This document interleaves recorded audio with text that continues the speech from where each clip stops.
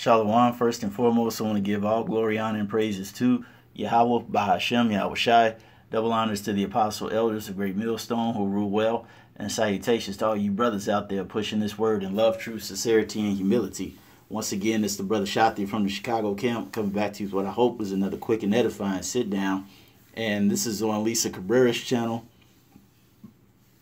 and it's involving a child care service having to close after it's been open for the most part over a century.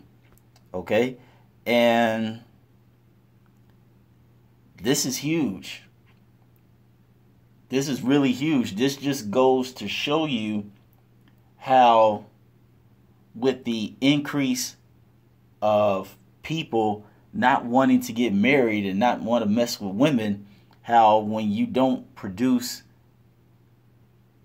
children to repopulate, how it's a trickle effect that affects all aspects of an economy. And in this case, it's dealing with basically daycare centers. So without further ado, we'll let this play and get some precepts, and we'll close it on out.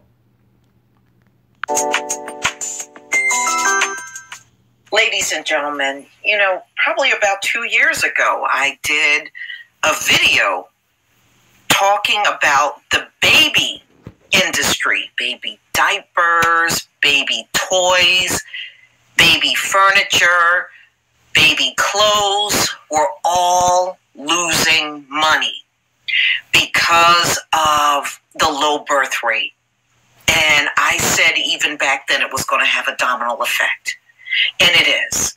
And let me start by saying locally, I am starting to see the daycares close.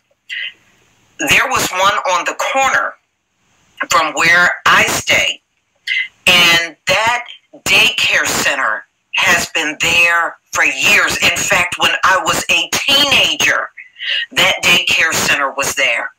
And it was there all the way up until this past winter. And then there was a sign there saying, daycare moving. And I'm like, why? Why are they just uprooting and leaving?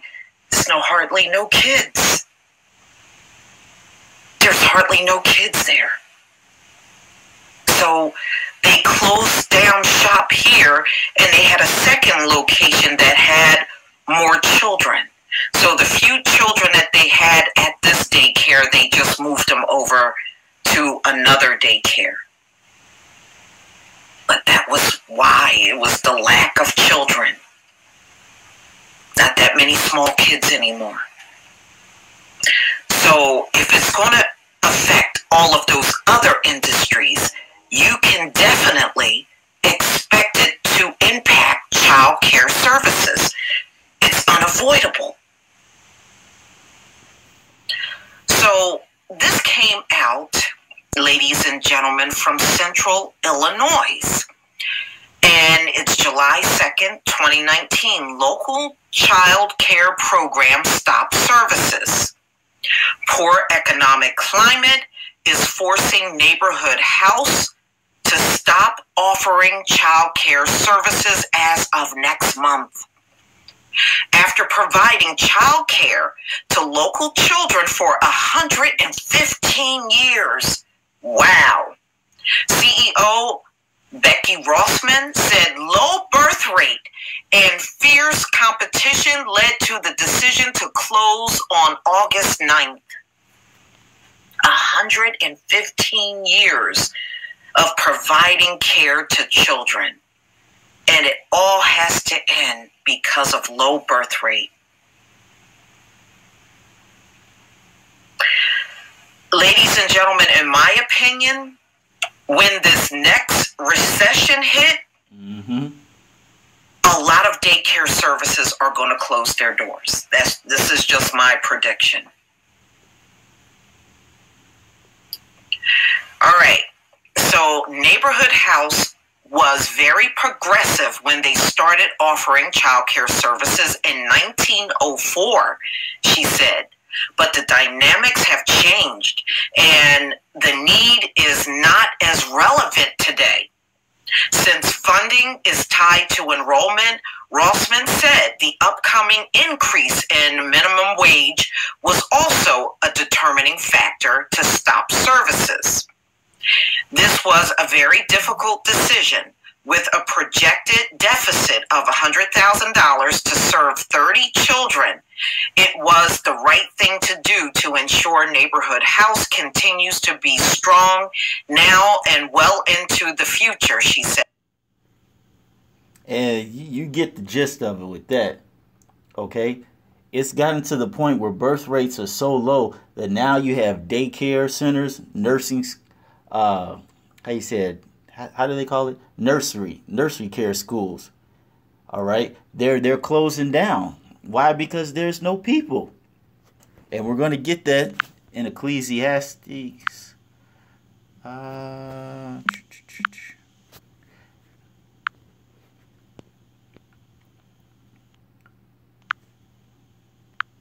Ecclesiastes 12, and I think it starts at 7.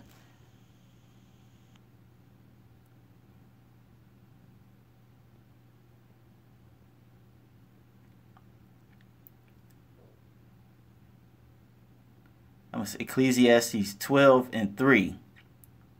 It says, "In the day when the keepers of the house shall tremble, and the strong men shall bow themselves, because all these people are scared." Because you have to think, such an establishment like this that's been open for 115 years, I'm sure there are a lot of people that have made a pretty decent living coming to this place. And now it's at the point where it's going to close down. This is huge. All right. And they're scared because they're unsure if they'll be able to find not only a job in general, but another job in this type of profession when you're going to start having a whole bunch of daycare and nursery facilities closing down. Let's continue. And it says, "And the grinders cease because they are few." Okay?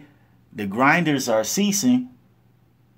The workers are ceasing because the bumping and grinding is ceasing. All right? If people ain't having sex, where are you going to get the people to maintain a business? Because it doesn't matter what type of business you're in, all businesses function on the concept of supply and demand. And if there's no supply, then there's no demand.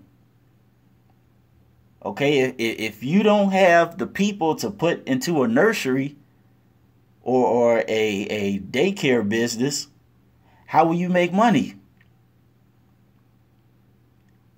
You heard Lisa in the end. A lot of those child care services, a lot of those places get funded by the state. Okay, and depending on how many children you have, you get more funding.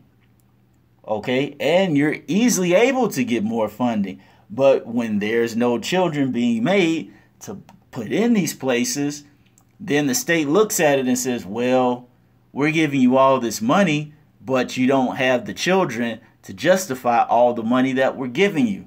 And because of that, we're going to have to close the doors, or at least we have to stop the funding. And if you stop the funding, it's the same thing. The business is going to close down. It says, because they are few, and those that look out the windows be darkened, and the doors shall be shut in the streets.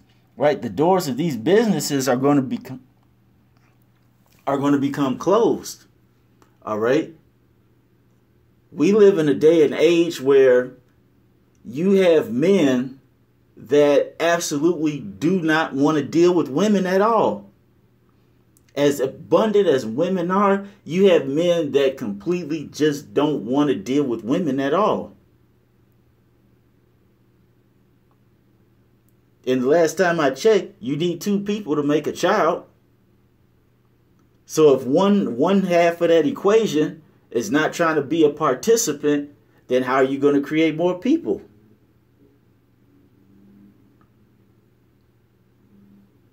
It says, when the sound of the grinding is low, and he shall rise up at the voice of the bird, and all the daughters of music shall be brought low. It says, also, they shall be afraid of that which is high, and the fear shall be in the way. And the almond tree shall flourish, and the grasshopper shall be a burden, and desire shall fail, because man goeth to his long home, and the mourners go about the streets. All right, because basically you have this moment here in history where you have many businesses that are closing down, and these jobs are not coming back. So you have people that can't find work, that are qualified for jobs, but they can't find one because that job is gone and it's not going to be replaced. So you have these people walking the streets, taking public transportation, buses, going from building to building to find a job, just to come back home maybe 5, 6, 8 hours later, sad and depressed because they have not found a job. And in their mind, they don't perceive in the near future that they will be getting a job.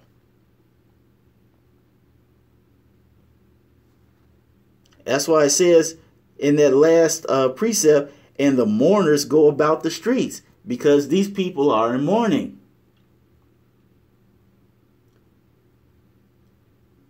Because they have no money to, not even to do what they want to, but just to provide the things that they need. Remember, it says that, what did it say? How money answers all things? Where was that at? Or was it solves all things?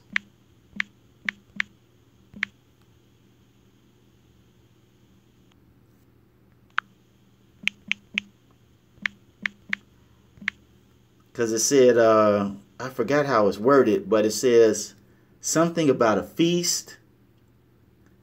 And then, but money.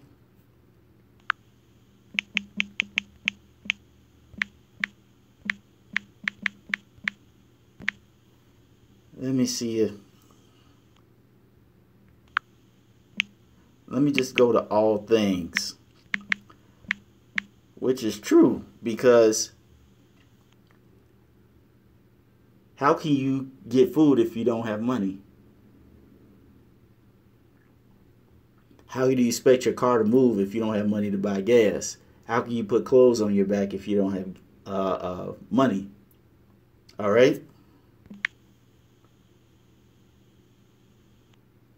Yeah, here it is. Ecclesiastes 10:19. And it says, a feast is made for laughter, and wine maketh merry, but money answereth all things.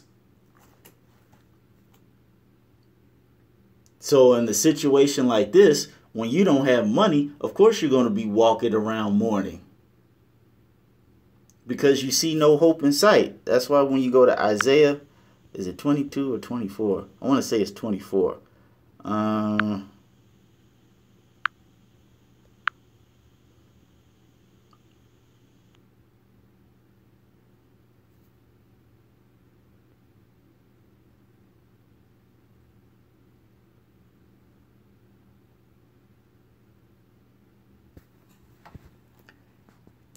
It says, the earth mourneth and fadeth away. The world languisheth and fadeth away. The haughty people of the earth do languish. All right. All the prosperity that America used to be known for is fading away. And it's fading away quickly. Every day when you turn on the news, you look at the newspaper, or you watch some type of alternative media, it's telling you about some something about with the banks, with derivatives and these mortgage loans.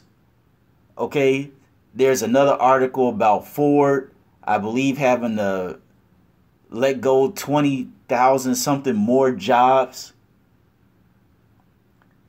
The car bubble industry, nobody can afford cars.